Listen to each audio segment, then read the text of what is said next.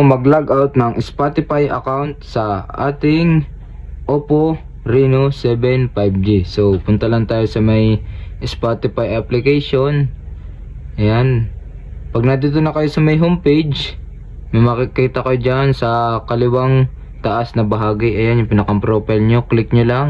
At dito, punta tayo sa may settings and privacy. Basta maklik nyo na yung settings and privacy, so scroll down nyo lang. Ayan, may makikita kayo dyang log out na nakasulat. So click nyo lang yan, log out. And once na maklik nyo yun,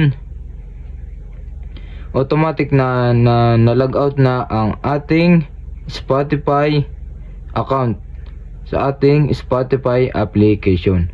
So yun lang guys, ganun lang kadali. At kapag may katanungan kayo, comment down below. At kapag hindi ko pa kayo subscriber, mag-subscribe lang kayo sa aking YouTube channel. I-hit ang notification bell para sa mga susunod na video like this.